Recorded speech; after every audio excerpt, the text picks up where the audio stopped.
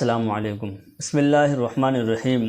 سوال نمبر 607245، عنوان موقوفہ قبرستان میں لگائے گئے آم کے درخت کا حکم۔ سوال: کیا فرماتے ہیں علماء کرام و مفتیان اعظام مسئلہ ذیل کے بارے میں کہ زید کے والد صاحب نے وقف کے قبرستان میں آم کا پیڑ لگایا تو اب زید کے والد صاحب اس درخت کا آم کھا سکتے ہیں یا نہیں، یا اس کا مستحق کوئی اور ہے؟ جواب نمبر 607245۔ بسم اللہ الرحمن الرحیم۔ فتویٰ 83۔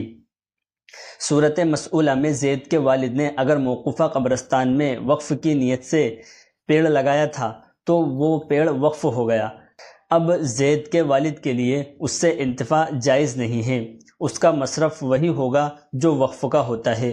اور اگر زید کے والد نے وقف کی نیت نہیں کی تھی بلکہ بنیت اپنے مالک ہونے کے پیڑ لگائے تھے تو وہ پیڑ خود اس کی ملک ہے، البتہ متولی قبرستان کو یا عام مسلمانوں کو یہ اختیار حاصل ہے کہ وہ زید کے والد کو مجبور کریں کہ وہ ان درختوں کو اکھاڑ لے اور زمین قبرستان کو خالی کر دے۔ باقی زید کے والد کے لیے جائز نہیں تھا کہ وہ اپنے انتفاع کے لیے موقوفہ زمین میں پیڑ لگائے۔ دلائل: واللہ تعالی عالم۔ دارالفتاح، دارالعلوم دیوبند۔ السلام علیکم۔